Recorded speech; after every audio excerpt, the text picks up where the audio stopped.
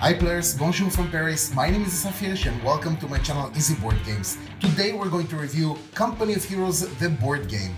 So let's get right to it and see how does the game go. Company of Heroes is basically a team versus team kind of game. So right over here in the core box you'll be able to play 1 versus 1 or 2 versus 2, but then depends on how many expansions or how big is your table, you'll be able to enhance it all the way to 4 versus 4.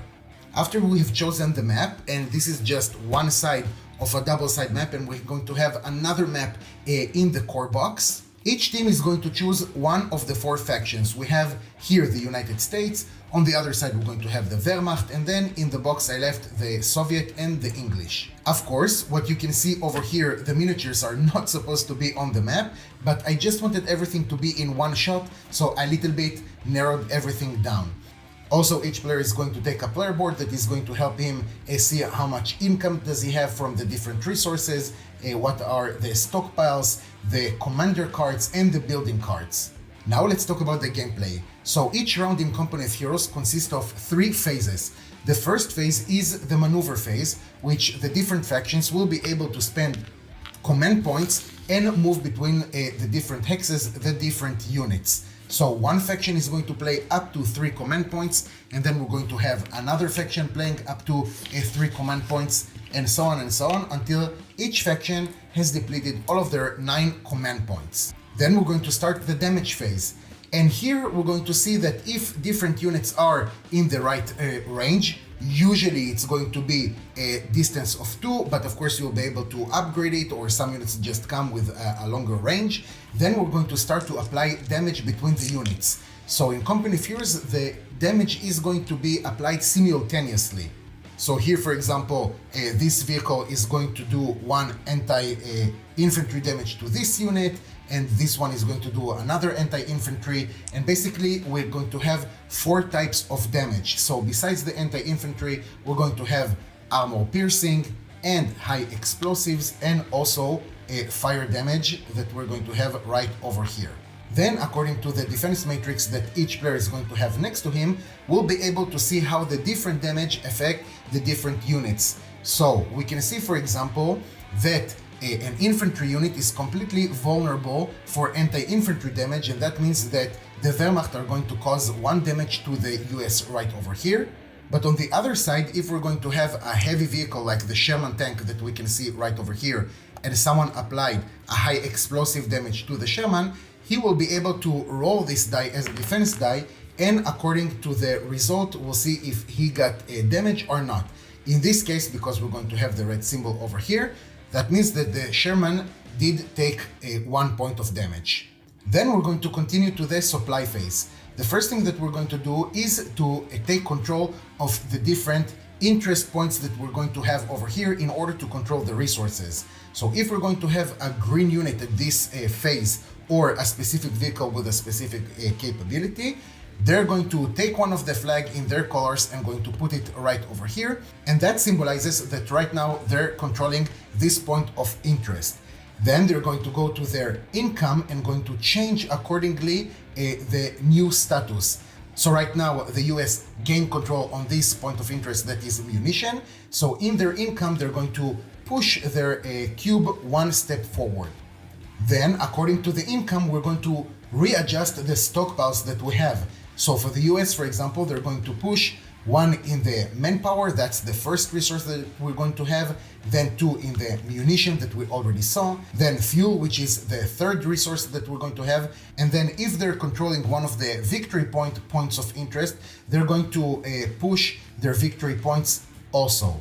With all of this resource, we're going to be able to do a few things. First of all, we're going to be able to unlock a new building. So each faction is going to start with their first building, which shows them which units they are going to be able to build. And then if, for example, we pay the price over here, it's 1 manpower and 3 fuel, we're going to be able to unlock the second building.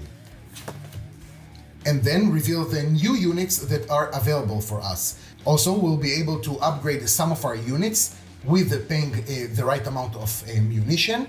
We're also going to be able to upgrade the different units if we're going to pay experience points that we gained during the damage phase if we have injured an enemy faction, or if we have destroyed an enemy faction. With those experience points, we're also going to be able to gain one of the commander cards that we're having right over here. So after we have chosen the right card that is right for us in terms of strategy, we'll need to pay the right amount of experience points, and then we're going to take this commander, we're going to put it in our board, and that commander is going to stay with us until the end of the game. And that means that the other commanders we can just put back in the box. After that, as I said, we'll be able to purchase some new units and deploy them into the spawning zone that we're having at the beginning of the game. Of course, this is not the right spawning zone for this map, the Trois Ponts, but it's just to show you guys what's going on here. The game is going to continue round after round until one faction is going to reach the right amount of victory points. In a short game, it's going to be 13 victory points, but if we're going to play the medium or even the long version of the game, that it will be even up to 18 victory points. And that's it, that's the whole game. So you might be like, hold on, the whole production, all of this box, all of these minis, and that's it, that's the game? I'm like, yeah, that's the game, but I'm saying it in the best of ways. First of all, of course, I made it look much more simple than what it really is, because we're going to have here different units that are going to have different abilities. Units will be even able to go into buildings, and then they're going to have some different rules. But basically, yeah, that's it. That's the game. And that's one of the reasons why I love this game so much. Not because it's super easy, maybe, because there's a lot of depth into this game. It's not shallow at all, but it's so simple to understand it. And they did here something that is really beautiful. First of all, they gave you the basic rules. Get comfortable with the game, feel right at home, check out the different units. And then when you're already comfortable with the game, when you master the basic rules, they're telling you, all right, so check out the advanced rules. And this is basically like another expansion just in the core box, because these advanced rules are going to add like another dimension to this game, so much more depth into it. We're going to have some firing arcs where it's really important where your tank, for example, is facing, or your anti-tank gun is facing towards. Is it going to be able to shoot the target, this Panzer tank over here, or it will not be able to shoot it because this Panzer tank is actually standing behind it? We're going to have some battlefield defenses in form like these sandbags over here that are going to create some heavy cover from that specific direction, and you'll be able to build even all around your hexagon. You're going to have some barbed wire, for example, defense, I don't remember the name exactly, that is going to prevent from different units like light vehicles to enter this specific hexagon, and other commander abilities like the smoke, or even the ping status. We're going to have a specific thing, the retreat. So again, after you already, and don't get me wrong, just with the basic rules, just with the basic game, you're going to have here a lot of playing time. And what does it mean, a lot of playing time? That means that since I got this game, it is pretty much the only thing that I'm playing. So every time that a friend is coming over, I'm so excited to show him the game. Not only because it's so freakishly beautiful, but we're going to talk about the miniatures that we're having over here in a few more seconds, but just because the game is super simple to understand how it goes. Players are immediately going into it, and then after a few games, when again, like the player is feeling comfortable, then you're showing him the advanced rules, and you're having another type of experience. Another thing that I just loved in the game is how the theme just literally pops up from the table, so you really feel like you're some sort of this commander leading your troops between the different buildings and the bridges in this French village right after you invaded Normandy on D-Day. And this is something that is super cool. The movement here, it's something that I really appreciate, because you're really sucked into this game. But all of this comes with a big price. And what do I mean by that? Right now, what you're seeing over here is, of course, the core game, but over here you can see the miniatures, and that means that you have the Terran Pack #1 that you can see right over here. So that includes all the building miniatures that we have over here, painted by my amazing girlfriend.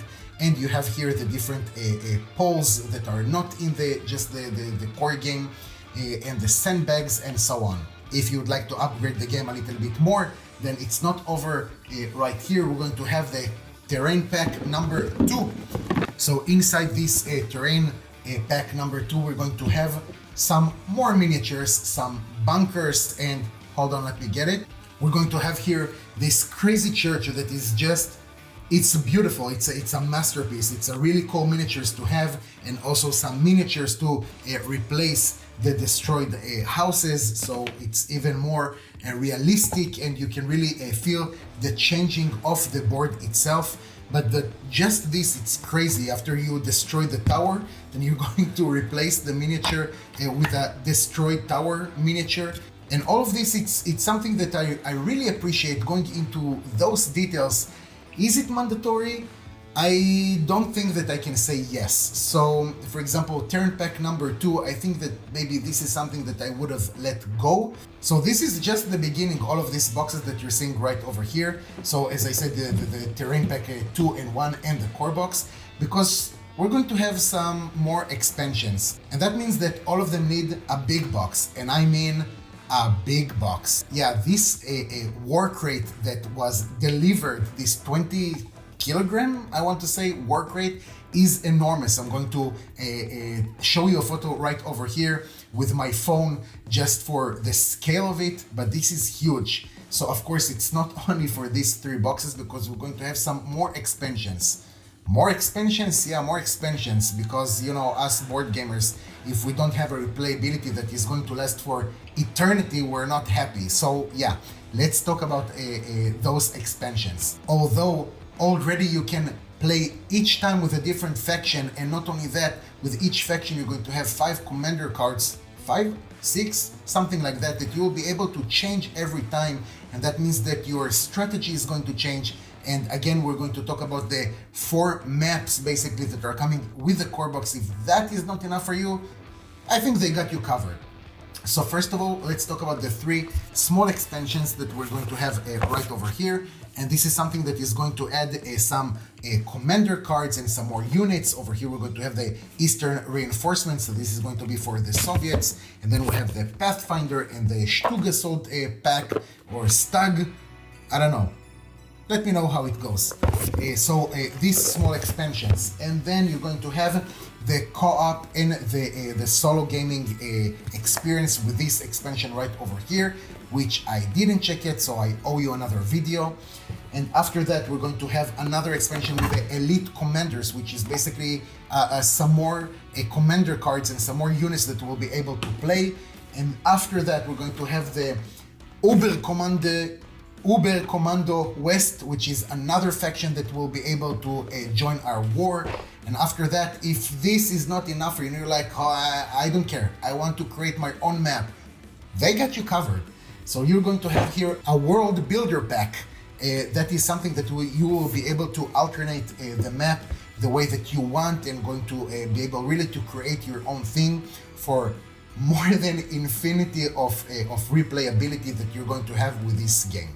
So I'm guessing that I'm going to tell you what I tell about every game. If this game is going to reach your table very often, then yeah, get some expansions, but don't be so much in a rush to get all of them in this one big bundle, because to be honest with you guys, I don't know if it's worth it. I mean, again, the replayability here is amazing. It's just the fact that you'll be able to change between different factions and the different commanders, but I'm guessing that you'll want also to master one of the factions and understand and like a little bit have your own strategy with a specific thing that you're going to do. So I don't know if you really need all of this content, if this game is not hitting your table, I don't know, at least once per week, and I'm not exaggerating.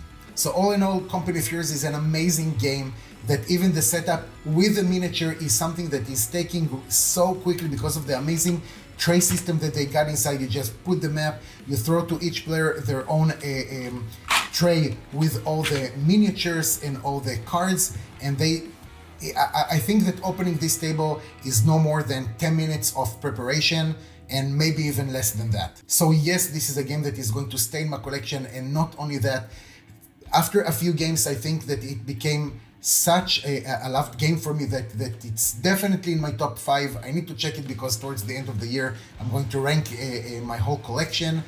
So I really think that this is something that will jump very quickly to my top 5. Really in love with this game. Can't wait to explore more and more about the cooperative or the solo. And of course, right now they're finishing with the Pledge Manager, if I'm not mistaken, for the second edition, which is just more content and more like updates and upgrades to an already amazing game. So really, it's I think this is going to be like a war room for the Second World War or something like that. Again, it's something that I'm super excited about. Guys, if you've been watching so far, thank you so much for your time. I really appreciate it. If you learned something new or if you saw something that you like, please consider subscribing to my channel and help me grow this amazing community. I'm on my way to the next milestone, which is 500 subscribers. It's going to take a little bit more time, but I'm going to be patient. Like and comment on the video. Let me know, first of all, what did you think about the video? And second of all, if you already own Company of Heroes, let me know, do you like this game? Is it something that you're going to keep in your collection? If you don't own it, let me know if after this video you decided to not sit on the fence and go this side or another one.